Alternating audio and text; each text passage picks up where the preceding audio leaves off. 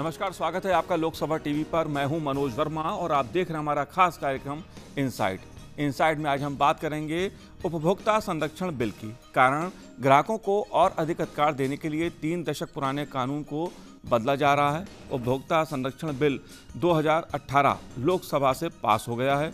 नया कानून उपभोक्ता संरक्षण कानून 1986 की जगह लेगा। माना जा रहा है कि नया कानून देश में उपभोक्ता अधिकारों को लेकर क्रांतिकारी साबित हो सकता है। इसके तहत उपभोक्ताओं और एजेंसियों को मौजूदा कानून के मुकाबले बहुत अधिक अधिकार दिए गए हैं। इस विधेयक में मैन्युफैक्चरर के अलावा उत्पाद का प्रचार करने वाले लोगों को भी जिम्मेदार ठहराया गया है। ग्राहकों को नुकसान पहुंचाने वाले गलत या भ्रामक विज्ञापन पर 2 साल की जेल और 10 लाख रुपए तक का जुर्माने का प्रावधान है। गंभीर मामलों में अधिकतम 10 साल जेल और 50 लाख जुर्माने तक का प्रावधान किया गया है। भ्रामक विज्ञापनों में शामिल सेलिब्रिटीज पर जुर्माना लगाया जाएगा, हालांकि उन्हें जेल नहीं होगी। इनसाइट में अगले 1 घंटे हम उपभोक्ता संरक्षण बिल को समझने की कोशिश करेंगे।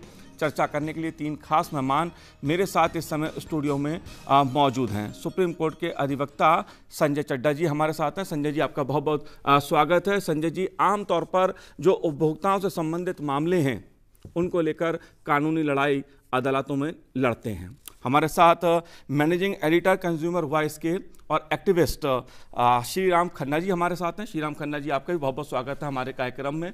और वरिष्ठ पत्रकार हर्षवर्धन त्रिपाठी जी हमारे साथ हैं। हर्ष जी, आपका भी बहुत बहुत स्वागत है कार्यक्रमों में। तीनों खास मेहमानों से मैं इस कानून के जो अलग अलग प्रावधान हैं उसे समझने की कोशिश करूंगा, लेकिन सबसे बड़ा सवाल तो यही है कि आखिर क्यों जरूरत पड़ी नया कानून लाने की। हालांकि कहा यह जा रहा है और इस तरह की परिस्थितियां भी निर्मित हुई हैं कि 1986 से लेकर अब तक बहुत बड़ा बदलाव एक बाजार में आया है। ई कॉमर्स, ई ट्रेडिंग होने लगी है, साथ ही साथ कई तरह की चुनौतियां भी सामने आने लगी हैं। संजय चड्ढा जी, शुरुआत मैं आप ही से ही करूंगा। आप कैसे देखते हैं इस उपभोक्ता संरक्षण बिल को? क्यों जरूरत पड़ी? आप क्यों महसूस कर रहे थे कि ऐसा बिल आना चाहिए? देखिए, ये जैसा कि आपने बताया, मैं उसी को आगे बढ़ाऊंगा कि निश्चित तौर पे समय के अनुसार लॉ जो है वो कभी भी स्थिर नहीं होता है। लॉ की आवश्यकता के हिसाब से लॉ को मॉडिफाई किया जाता है। इवन आपको ये बताते हुए मुझे बड़ा उस तरीके से बता रहा हूं कि आप ये देखिए, ये जो एग्जिस्टिंग लॉ है जो 86 का, जो अभी आज के परिप्रेक्ष्य में हम देखें जो अभी है, वो भी 3 बार अमेंड हुआ था। उसमें 3 दफा 91 में, 92 में और 2002 में 3 बार उसमें अमेंडमेंट आया था। तो देखिए, जहां जहां पे चेंज की आवश्यकता, अब इतनी ज्यादा आवश्यकता चेंज 86 से लेके आज तक आप देखें 32 साल में जो सर्कमस्टांसेस हैं, बिजनेस की एक्टिविटीज हैं वो बदल गई हैं।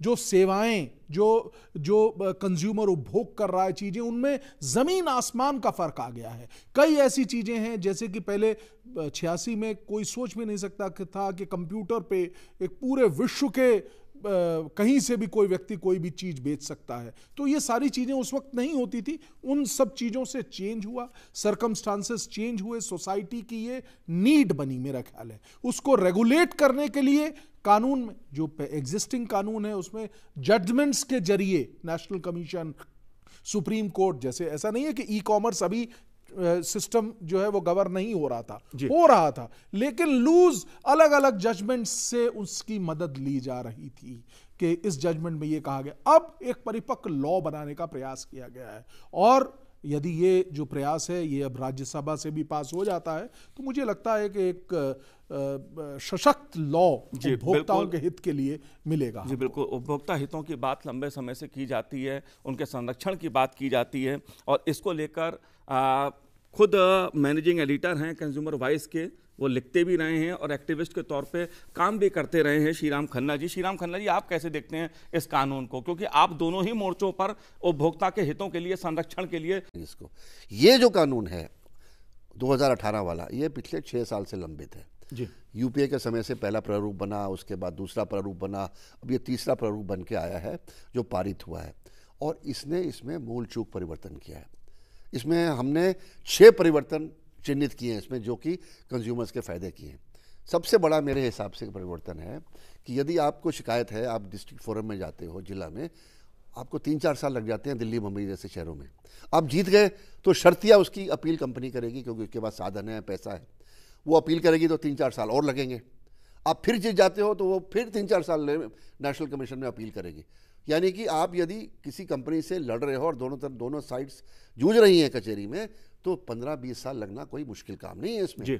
तो इसलिए सबसे बड़ी जो चेंज है इसमें कि हर कचहरी में हिंदुस्तान में इन्होंने एक मीडिएशन सेंटर खोल देगी इस कानून द्वारा, कि भाई आप झगड़ेबाजी बाद में करना, पहले देखो कि सुलह सफाई से कोई रास्ता निकलता है तो मीडिएशन से कोई फैसला निकाला जाए। तो मैं मानता हूं ये सबसे बड़ी चेंज है इस कानून में, जिसने मूल परिवर्तन किया है। कि आपने जो 6 बातें कही हैं कि मुख्यतः इसमें 6 बातें विशेष रूप से प्रावधान किया गया है, उसे भी मैं समझने की कोशिश करूंगा। हर्षवर्धन जी, आप कैसे देख रहे हैं इस कानून को?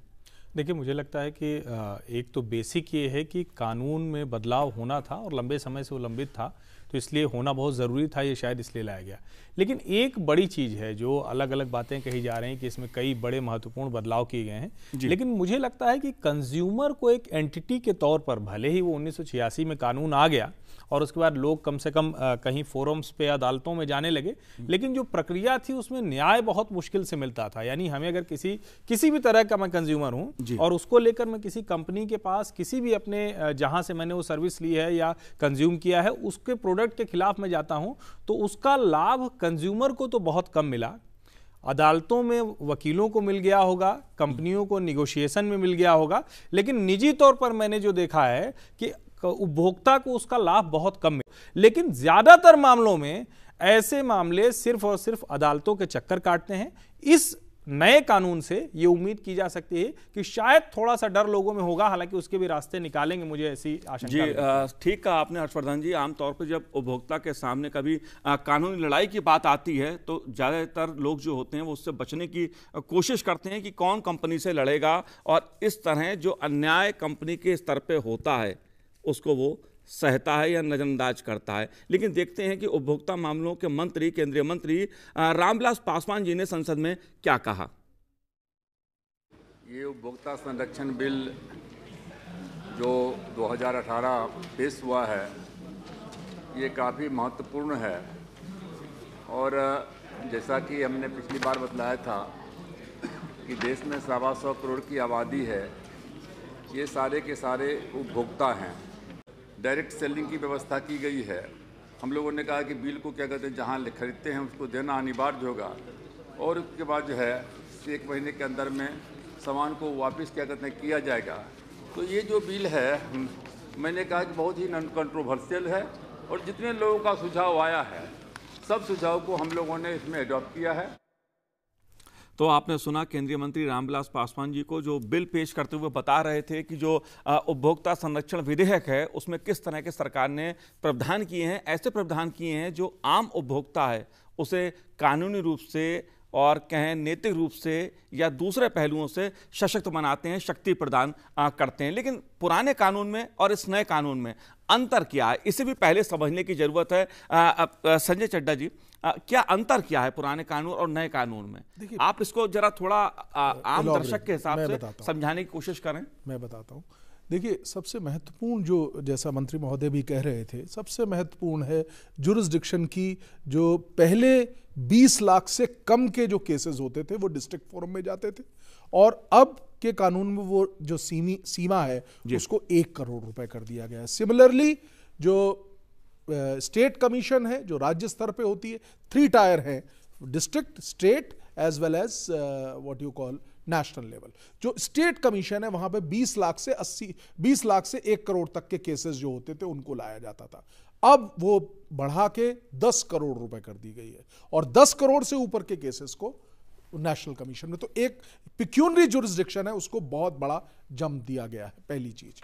नंबर दूसरा, एक एग्जीक्यूटिव कमेटी बनाई गई है जिसे कहते हैं CCPA, consumer central consumer protection authority. ये अथॉरिटी एक बहुत बड़ा अहम कदम मेरे हिसाब से है, क्योंकि ये बैठ के स्वतः देखेगी कि कहीं पे किसी कंज्यूमर को कोई हजार्डियस गुड्स ना दिए जाएं, नंबर 1। नंबर 2, अगर कोई मिसलीडिंग एडवर्टीजमेंट है तो सुओ मोटो ये कमेटी के पास अधिकार होगा कि ये अपने आप स्वतः एक उसके खिलाफ एक्शन ले। उस एक्शन में इतनी इन लोगों को पावर दी गई है इस कानून, नए कानून के अंतर्गत जो अभी पास होगा और इम्प्लीमेंट होगा, उसमें यह कहा गया है कि 2 साल, यहां तक कि 2 साल की सजा का भी प्रावधान किया गया है मिसलीडिंग एडवर्टीजमेंट अगर कोई देता है, और इमीडिएटली उस जो एडवर्टीजमेंट है उसको रिकॉल करने की पावर भी इस एग्जीक्यूटिव बॉडी को दी गई है। तो इस तरीके से एक तो ये बात।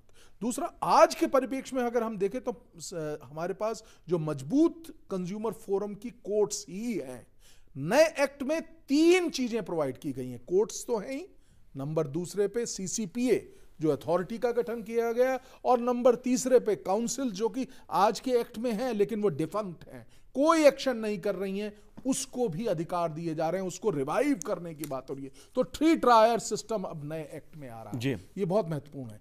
इसके अलावा इस एक्ट में CCPA को एक और बड़ा जो जिसे पुरजोर ताकत दी गई है वो दी गई है। जैसे खन्ना साहब यहां बैठे हैं, इनकी एक NGO है, वो काम कर रही है कंज्यूमर प्रोटेक्शन के लिए, तो उन NGOs को भरपूर ताकत दी जा रही है, फाइनेंशियल एज वेल एज वो अपना रिसर्च ओरिएंटेड अगर है तो वो रिसर्च किस प्रकार से कंज्यूमर का जो अधिकार है उसका हनन ना हो। जी बिल्कुल, और यही इस बिल का भी यही मध्य बिंदु, यही मात्र उद्देश्य यही है कि जो उपभोक्ता के हित हैं, उपभोक्ता की जो सुरक्षा है उसका किस तरह से ख्याल रखा जाए। इसलिए अमेरिकी जो फेडरल ट्रेड कमीशन है उसकी तर्ज पर ही प्रावधान बनाने की कोशिश की गई है इस कानून में। श्रीराम जी, अगर हम देखते हैं पुराने कानून को, नए कानून को, तो पुराना कानून तो बहुत लचीला था, जिस तरह से बहुत अधिकार उसमें नहीं थे, लेकिन इस तरह से इसमें जो कानून की बात जो हर्षवर्धन त्रिपाठी जी कह रहे थे, जो रामविलास पासवान जी को मैंने सुना, उसमें उन्होंने कानून के उससे भी एक तरह से उपभोक्ता को मुक्त रखने का प्रयास किया कि आप जहां पर हैं घर पे, वहीं से आप लिख के भेज दीजिए। आपको लगता है कितना प्रभावी होगा? देखिए, ऐसा है कि दो माले की बिल्डिंग पहले बन चुकी है जी, उसके ऊपर एक तीसरा माला बनाया जा रहा है। कहने का मतलब यह है कि जो नींव 1986 में रखी गई और 3 अमेंडमेंट्स उसके हुए 90s में और 2002 में, उसके ऊपर एक सुपर स्ट्रक्चर को एक्सपेंड किया जा रहा है। बेसिक स्ट्रक्चर वही रहेगी, जिला की कचहरियाँ, प्रदेश की कचहरी और राष्ट्रीय कचहरी। हाँ, जहाँ तक एक फैसला आया था सोनिक सर्जिकल्स का सुप्रीम कोर्ट से, किसी ने इंश्योरेंस कराया अंबाला में जी, और आग लग गई, तो उसने हरजाने के लिए चंडीगढ़ में केस जारी कर दिया। तो स्टेट कमीशन ने फैसला दिया कि हरजाना दो। उसकी इंश्योरेंस कंपनी ने सुप्रीम कोर्ट में अपील की। सुप्रीम कोर्ट ने कहा आप हरजाना नहीं देना पड़ेगा। क्यों? क्योंकि आपको अंबाला के ज्यूरिसडिक्शन में केस फाइल करना था, क्योंकि जहां कॉज ऑफ एक्शन अराइज हुआ। अब चंडीगढ़ क्यों गए? गलत है उनका फैसला। इसका मतलब यह है कि जहां कॉज ऑफ एक्शन हो वहां फाइल करेंगे। इस कानून ने सोनी सर्जिकल के सुप्रीम कोर्ट के उस फैसले को निरस्त कर दिया है और यह कहा है जहां उपभोक्ता रहता है या काम करता है उसकी ज्यूरिसडिक्शन में जो कोर्ट है वहां भी वो फाइल कर सकती है। एक बहुत मूलभूत परिवर्तन इस कानून ने कर दिया है। 1872 से हिंदुस्तान में जो कानून चल रहा है, इंडियन कॉन्ट्रैक्ट एक्ट, उसके तहत यह है कि यदि खरीदने और बेचने वाले ने कॉन्ट्रैक्ट कर लिया तो कचहरी उसके बाहर नहीं जाएगी जब तक एक माइनर ना हो या कोई मॉरल टर्पिट्यूड या पब्लिक इंटरेस्ट के अगेंस्ट ना हो कॉन्ट्रैक्ट। इस कानून के द्वारा पहली बार 140 साल से ऊपर में एक नया चेंज आया है। वो ये आया है कि अनफेयर टर्म्स ऑफ कॉन्ट्रैक्ट उन्होंने डिफाइन कर दिया है कि अगर आपके कॉन्ट्रैक्ट में कोई अनफेयर टर्म है, आप बिजली कंपनी हो, बिल्डर हो, टेलीफोन कंपनी हो, कोई कंपनी हो जो माल बेच रही है, सर्विस बेच रही है, और आपने अपने स्टैंडर्ड कॉन्ट्रैक्ट में ऐसा टर्म लिख दिया है जो कंज्यूमर के लिए अनफेयर है, तो कंज्यूमर इस कॉन्ट्रैक्ट के खिलाफ कचहरी में जाकर उसको निरस्त करवा सकता है। अब जैसे अमूमन बिल्डर ये लिख देते हैं कि साहब हमारा डिले होगा तो हम आपको 5 रुपये फुट हर्जाना देंगे और आप डिले करोगे तो आप हमें 18% पे इंटरेस्ट दोगे। वन साइडेड कॉन्ट्रैक्ट जिसको कहते हैं। इसके खिलाफ ऐसे कॉन्ट्रैक्ट्स के क्लॉजेस के खिलाफ ये कानून में जो अनफेयर टर्म्स ऑफ कॉन्ट्रैक्ट है वो इस्तेमाल किया जा सकता है और इससे उपभोक्ताओं को काफ़ी राहत मिलेगी। जी, आप कुछ कहना चाहें? जी देखिए, मैं बिल्कुल सही है। अब वो परोक्ष रूप से रख दिया गया है। लेकिन अभी तक भी जजमेंट्स में इस बात को कहा गया था कि अगर इस तरह का कि एक ही पक्ष के फेवर में कोई अगर क्लॉज है तो वो क्लॉज एप्लीकेबल नहीं होगा। जैसा कि यही जो एग्जाम्पल अभी दिया खन्ना साहब ने, वो एग्जाम्पल नेशनल कमीशन के जजमेंट्स में है। नेशनल कमीशन ने कहा कि आप 18% लें और कंज्यूमर को 5% दें, इसको निरस्त किया गया और उनको बताया गया कि, और एक और बहुत अहम बात, जैसे कि कौन कौन सी जगह पे केस फाइल हो सकता है। जो आज के परिप्रेक्ष्य में जो पुराना एक्ट है उसमें 2 ही स्थान थे, या तो जहां कॉज ऑफ एक्शन हुआ है, अगर यहां खरीदारी की है तो यहां, या फिर जहां पे जो बेचने वाला व्यक्ति है, सेलर है, उसकी जगह पे। अब नए कानून के अंतर्गत हमने जो तीसरा बिंदु ऐड कर दिया है कि जहां पे परचेजर, जहां पे बायर, जहां पे कंज्यूमर, जहां पे उपभोक्ता रहता है, वो वहां पे भी कर सकता है। तो एक बहुत बड़ा कदम है ये, मुझे लगता है कह सकते हैं क्रांतिकारी एक बदलाव हो सकता है इससे कि उपभोक्ता के हितों की जहां तक बात है, जो कंपनियां मनमानी चलाती थी, कि जैसा बताया श्री राम जी ने कि एक व्यक्ति दिल्ली में बैठा है, कन्याकुमारी में कंपनी का हेड ऑफिस है, वहां जाकर मुकदमा कैसे करेगा वो। आप तो इससे खुश होंगे हर्षवर्धन जी, जिस तरह का आपने सवाल उठाया था, क्रांतिकारी बदलाव कह सकते हैं इसको। नहीं, निश्चित तौर पर मैंने पहले भी कहा और फिर से कह रहा हूं कि ये कानून जो है वो समय के साथ बदलता हुआ कानून है, लेकिन 2-3 चीजें हैं जिसको मैं कहता हूं कि लागू हो जाए, उसके बाद उस सवाल पे बात करेंगे। अब जैसे एक बात अभी हुई कि बिल्डर कह देता है कि आप डिफॉल्ट करेंगे तो 18%, हम डिफॉल्ट करेंगे तो 5%। अब एक मैं आपको छोटा सा उदाहरण बताता हूँ। पासवान जी की बाइट हमने सुनी, उन्होंने कहा तो हो सकता है कि इस प्रक्रिया से वकील कुछ कम हो, और अगर इस प्रक्रिया में वकील ज़्यादा रहेंगे, मुझे लगता है कि कम से कम कंज्यूमर मामलों में वकील का होना कंज्यूमर को कमज़ोर करता है, मजबूत नहीं करता है। ये मेरी बात हो सकता है कि सुनने वालों को समझ में ना आ रही हो। मैं उसका एक उदाहरण देता हूं कि आम्रपाली का मामला चल रहा है सुप्रीम कोर्ट में।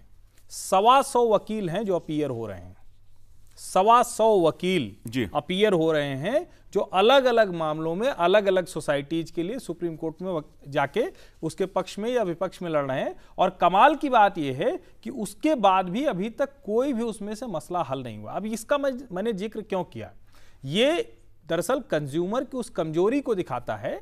जहां आप किसी सामान को, किसी सर्विस को, किसी प्रोडक्ट को अवेल कर रहे हैं, कंपनी के खिलाफ आप जब जा रहे हैं तो जो ढेर सारी टर्म कंडीशन डिफाइन करने के लिए एक वकील चाहिए, वो सारा का सारा गड़बड़ करता है। पासवान जी कह रहे हैं तो मैं कम से कम मानता हूं कि अब आदमी को बिस्किट के पैकेट में गड़बड़ हो जाए, जूस के पैकेट में कुछ जहरीला निकल जाए, या कोई उसमें जंग लगा हुआ ऑल्पिन या कुछ निकल जाए, तो उसके लिए सीधे जाके होगा और वो वहीं जुर्माना ठोकेगा और कंपनी की रेपुटेशन को खराब करेगा। मैं शब्द का इस्तेमाल कर रहा हूं, खराब करेगा, तब जाके शायद कुछ इसका फायदा मिलेगा। निश्चित तौर पर जो प्रोसेस है, जो चीजें हैं, वो बहुत अच्छी दिख रही हैं और हम उम्मीद करेंगे कि कम से कम कंज्यूमर जिस इकाई को 86 में माना गया, अब कम से कम और वो स्ट्रेंथन होगा। मैं ये नहीं मानता हूं कि 86 का कानून कोई 2 मंजिला इमारत थी जिसपे 1 मंजिल और खड़ी हुई। मैं मानता हूं कि अभी तक सिर्फ दिखावटी कंज्यूमर के हक में कानून थे। ये कानून बेहतर बहुत बना है। उम्मीद करते हैं कि जो बना है वो लागू भी होगा। अगर लागू नहीं होगा तो फिर से आप मान लीजिए कि एक आदमी जाएगा और वकील से कहेगा ठीक है 10,000 का मुआवजा हमें दिलाओ, 5,000 तुम लेना, 5,000 तुम लेना। अगर ये होता रहेगा तो ऐसे किसी कानून का मतलब नहीं निकलने वाला। मेरे ख्याल से मैं इस चीज से बहुत सख्ती से गलत कहता हूं कि मेरे ख्याल से बिल्कुल गलत कहता हूं। सहमत नहीं, कारण मैं असहमत हूं। कारण है उसका 46,000 लोगों के मकानों के लिए अगर सिर्फ 125 वकील हो रहे हैं तो मेरे को नहीं लगता कि कोई बड़ा 46,000 मकानों का वहां पे है आम्रपाली में। और आप कह रहे हैं कि कुछ नहीं हुआ। आम्रपाली में इतना जबरदस्त निर्णय हुआ है जो कि एक नजीर बन गया है। आज मैं उस जजमेंट, उस केस में मैं प्रत्यक्ष रूप से उसको फॉलो कर रहा हूं। इतना जबरदस्त, खुद अपने नियंत्रण से स्वतः सुप्रीम कोर्ट अपनी निगरानी में पुराने अकाउंट्स को खंगाल रही। ये कहां से सारी बातें आई? नंबर 1। नंबर दूसरा, जहां तक एग्रीमेंट का प्रश्न है, बहुत ही क्या होता है कि जो कंज्यूमर्स हैं, ये बिल्कुल सही बात है कि कंज्यूमर्स में अवेयरनेस की आवश्यकता है। कंज्यूमर जब उस एग्रीमेंट को साइन करता है वो उसको पढ़ता तक नहीं है। ये बात नियत है, निश्चित है, हमने 20 बार देखा है। उसके अंदर क्लॉजेस होते हैं। आप जिस वक्त उस एग्रीमेंट को आप साइन कर रहे हैं, आप नेगोशिएट करिए, उन क्लॉजेस को चेंज करवा सकते हैं। उसके बाद, क्योंकि जब एक चीज आपके बीच में एग्री हो गई है तो निश्चित तौर पर न्यायालय उसी चीज को देखेगा। मेरा ख्याल है जो लॉयर्स हैं वो इस कानून को और स्ट्रेंथन करते हैं। वो एक उपभोक्ताओं के पक्ष में इस पूरे कानून का किस प्रकार से लागू हो उसको मार्गदर्शन करते हैं। मेरा जी संजय जी, आम्रपाली की बात हर्षवर्धन जी ने इसलिए की क्योंकि दिल्ली एनसीआर, एक चीज बता दूं, क्योंकि संजय जी उत्तेजित हो गए, वकीलों का काम होता है। उत्तेजित 125 वकील 46,000 प्रोजेक्ट लोगों के नहीं है, गिने चुने 9 या 10 प्रोजेक्ट के हैं, इसलिए कंफ्यूजन थोड़ा दूर करना चाहिए, तर्क वितर्क करना। और दूसरी चीज, 3 साल धीरे धीरे हो गए केस को, एक कहीं अगर कोई एक ईंट ज्यादा पड़ गई हो, एक प्रोजेक्ट पूरा हो गया हो तो उसका बता दें तो मैं आगे बात करूं। इसीलिए मैं कहता हूं कि वकील कंज्यूमर को स्ट्रेंथन नहीं कर रहा है। जी देखिए, जो ये कह रहे हैं ये फिलॉसफी के रूप में सही है कि भाई ऐसे मामलों में वकीलों की क्या जरूरत है, परंतु आप सोचिए, आम्रपाली की बात करते हैं, नहीं एक केस तो नहीं जाए, मैं दसियों ओवरऑल बात कर रहा हूं। 10,000 लोग हैं। श्री राम जी, मैं लौटूंगा इस विषय पे, क्योंकि उपभोक्ताओं का जो मामला है, खासतौर से जब बात सवाल घर का आता है, जब आवास का आता है, जब हाउसिंग सोसाइटीज का आता है, तब ये सवाल ज़्यादा गंभीर हो जाता है, क्योंकि बड़े बड़े वायदे किए जाते हैं एक उपभोक्ता के साथ कि घर देते समय जो बिल्डर्स होते हैं बड़े बड़े वायदे करते हैं, लेकिन जब उसकी उम्मीदें टूटती हैं तब कई सारे सवाल उठते हैं। उपभोक्ता के हितों का जिस तरह से उसका टूटना होता है, उसके सपने टूटते हैं, तब सवाल खड़े होते हैं। उपभोक्ता से जुड़े दूसरे मामलों पर भी हम बात करेंगे। फिलहाल समय एक ब्रेक का है, आप देखते रहिए लोकसभा टीवी।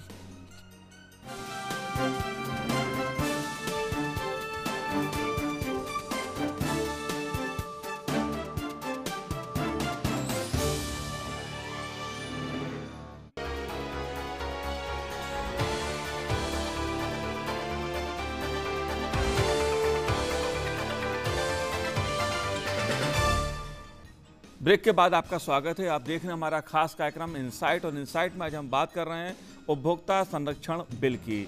उपभोक्ता संरक्षण बिल लोकसभा ने बीते दिनों पारित कर दिया, और यह माना जा रहा है कि ये बिल जो है उपभोक्ताओं के हितों के लिहाज से क्रांतिकारी साबित होने वाला है। देश में कई तरह के प्रावधान किए गए हैं ताकि उपभोक्ता को ताकत मिले कानूनी दृष्टि से, और कंपनियों से जो मुकाबला होता था, कभी भी इस तरह की जब शिकायतें सामने आती थीं तो उपभोक्ता को कानूनी दृष्टि से ही इतनी मुसीबतों का सामना करना पड़ता था कि उपभोक्ता लड़ने की सोच भी नहीं सकता था।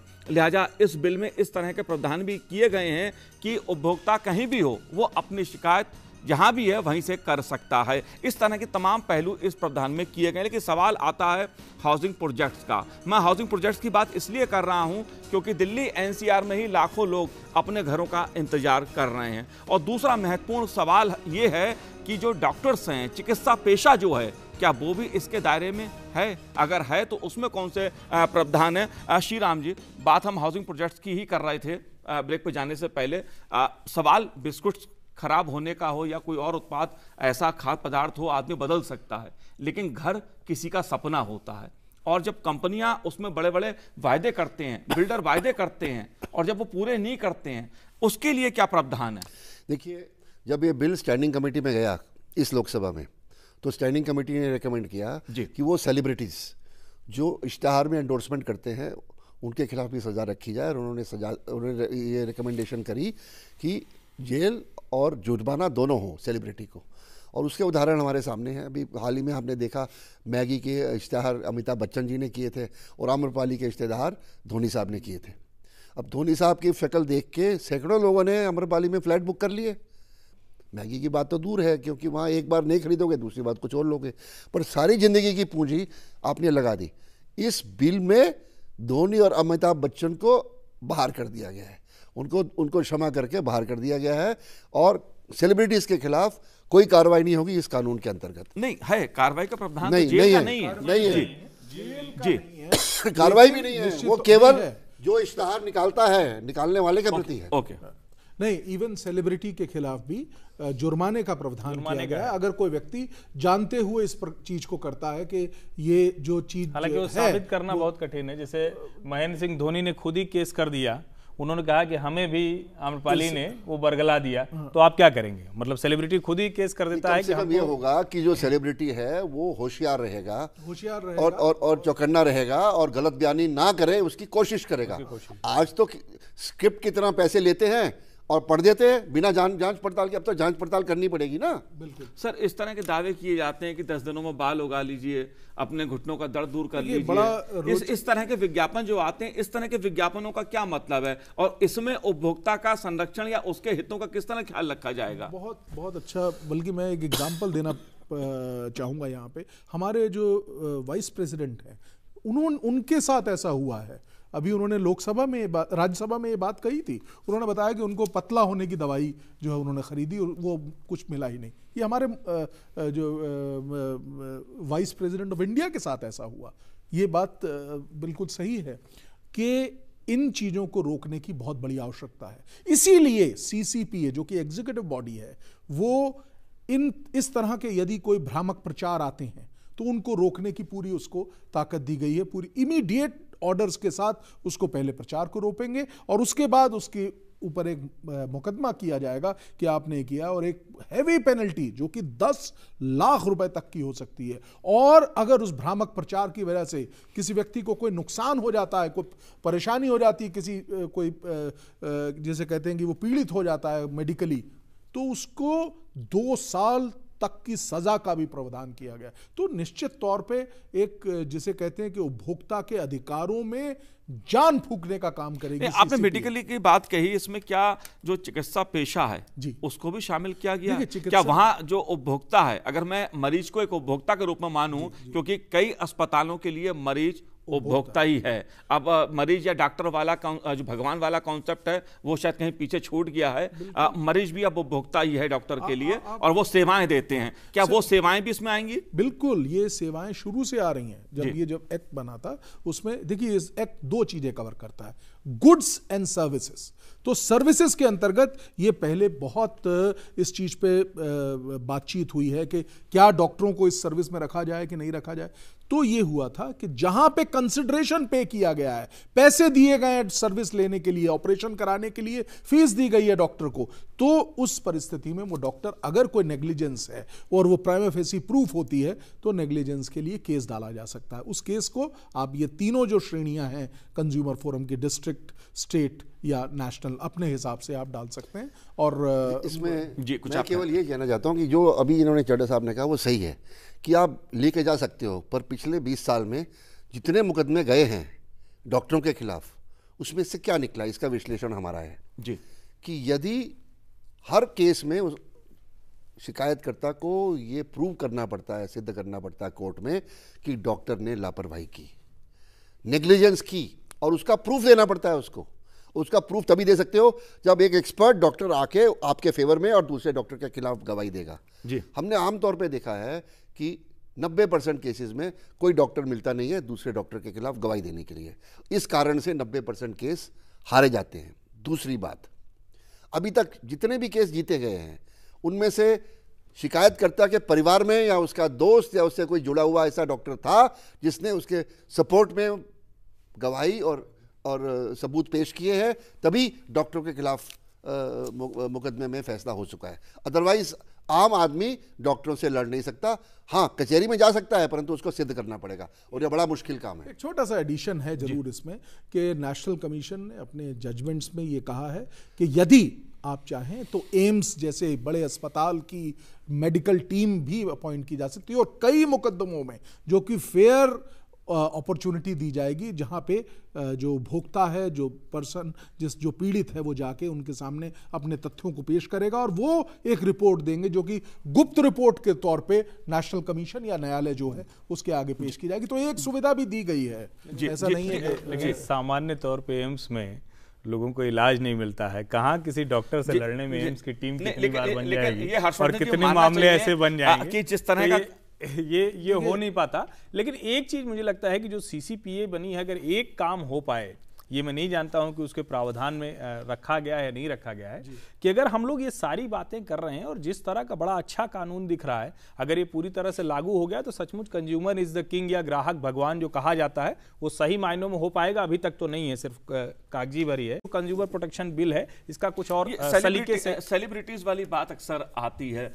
धोनी जी की बात की गई, अमिताभ बच्चन जी की बात की गई, तमाम तरह के प्रचार उत्पाद के वो करते हैं और कई बार उसमें जब घपलेबाजी सामने आती है तब ऐसे सेलिब्रिटीज को लेकर भी सवाल उठते हैं। आप कैसे देखते हैं इस पहलू को? इसमें उसका भी प्रावधान किया गया है, खासतौर से भ्रामक विज्ञापन के जरिए 2 साल की जेल और 10 लाख रुपए तक का जुर्माने का प्रावधान है। हालांकि ये बात, जेल वाला प्रावधान जो है वो सेलिब्रिटीज पे लागू नहीं होगा। नहीं, ठीक बात है। मुझे लगता है कि इसके दोनों पहलू हैं। शायद यही वजह रही होगी कि जब वो स्टैंडिंग कमेटी में गया होगा, क्योंकि कई बार होता है कि आप किसी कहें कि एंडोर्समेंट जो कराते हैं आप सेलिब्रिटीज से, जरूरी नहीं है कि आप उसको इस तरह से करा रहे हो कि कंज्यूमर को भ्रमित कर रहे हो, लेकिन प्रभाव जरूर होता है। कोई बड़ा सेलिब्रिटी किसी चीज का विज्ञापन कर रहा है या उसकी फोटो भर लगी हुई है, और यहां तक कि एक कहते हैं ना कि हीरोइन की या हीरो का पोस्टर लगा के लाखों करोड़ों का प्रोडक्ट वो बेच दे रहे हैं जी। लेकिन एक चीज जरूर है, कम से कम अगर इसके बाद वो, इस कानून के बाद वो लागू हो, कि जो इस तरह के विज्ञापन है, जैसे हम प्रतिदिन देखते हैं मीडिया में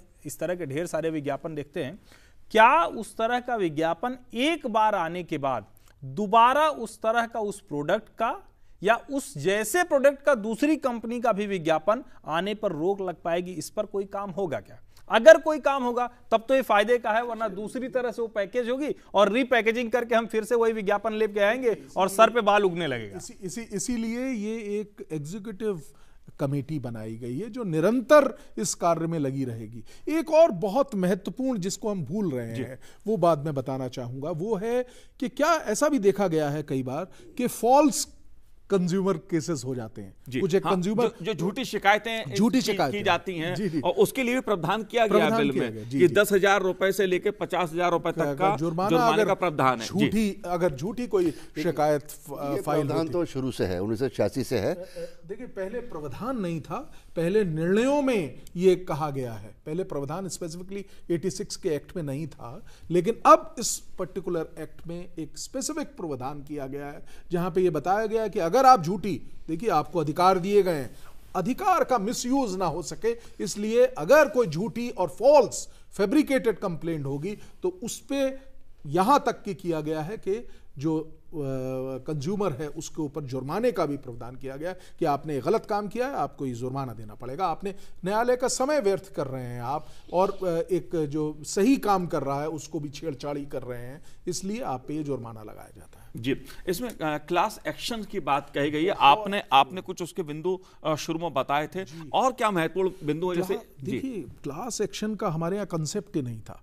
क्या होता है, पहली बार नया कॉन्सेप्ट जोड़ा गया है। बिल्कुल पहली बार। कैसे पहली बार है, मैं आपको बताना चाहूंगा कि अगर कोई, जैसे आपने कोई एक प्रोडक्ट, कोई मैन्युफैक्चरर है, वो मैन्युफैक्चरिंग का प्रोडक्ट लेके एक कुछ लोगों ने लिया और वो प्रोडक्ट ही खराब था, वो गलत था, तो उसका इफेक्ट कुछ लोगों पे तो होगा ही होगा, लेकिन अब वो सब के सब तो आते नहीं है न्यायालय में। तो इसलिए सीसीपीए जो है वो न केवल उन पर्टिकुलर ग्रुप ऑफ लोगों के लिए करेगा, बल्कि उस प्रोडक्ट के जितने भी उपभोक्ता हैं उनकी रिप्रेजेंटेशन करके उसको ये बताएगा कि आपका ये तो क्लास एक्शन, पूरी क्लास के लिए, group of people who have consumed, whether they are coming in front of the court, वो आपके न्यायालय के सामने आ रहे हैं कि नहीं, ये बात की बात है। इसमें मैं केवल एक चीज, जो ये कह रहे हैं सही है, पर इसमें एक वेरिएशन है जो मैं इनसे नहीं एग्री करता, कि अगर 15 लोग हैं जी और वो एक होके कचहरी में आए तो एक मुकदमे में 15 लोगों का फैसला हो सकता है,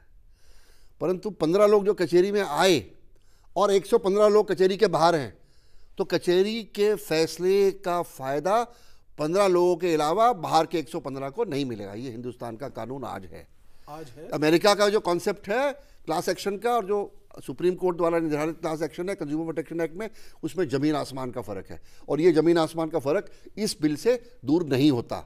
और जब तक वो नहीं होगा, मैं इस पे बहस करने को तैयार हूं। मुझे लगता है कि ये जो भ्रम है कि ऐसा अमेरिकन क्लास एक्शन इस कानून के थ्रू आया है, ऐसा नहीं है।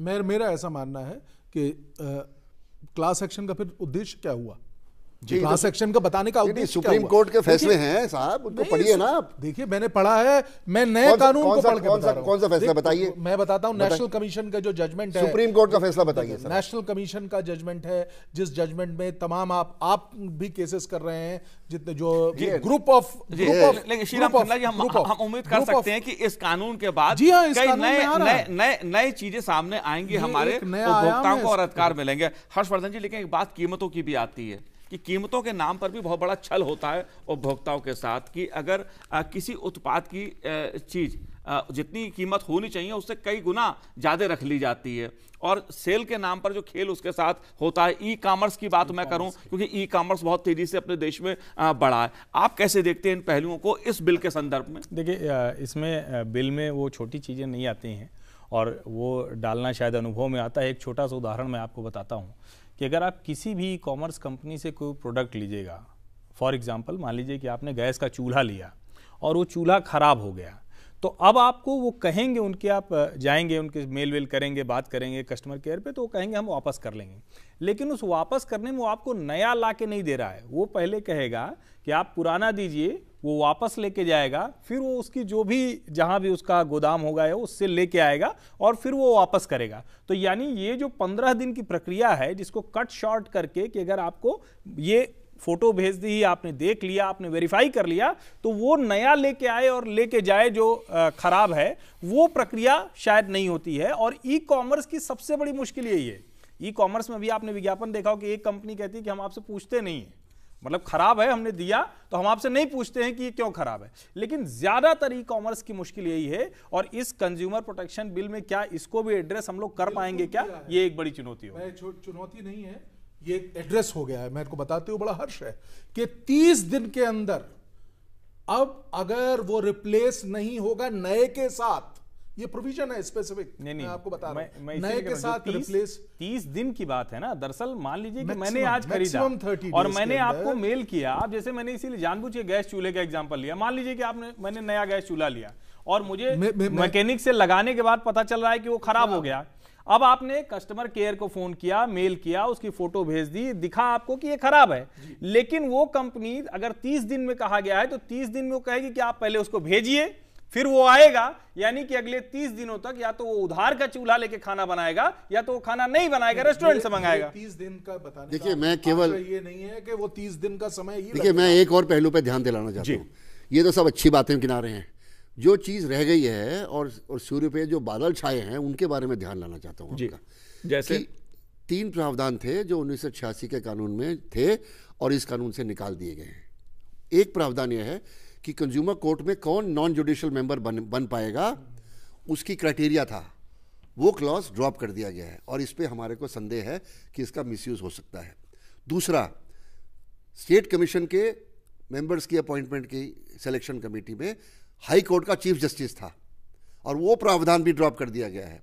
और नेशनल कमीशन के चेयरमैन की अपॉइंटमेंट में सुप्रीम कोर्ट के चीफ जस्टिस की सिलेक्शन कमेटी का रोल था, वो भी प्रावधान ड्रॉप कर दिया गया है।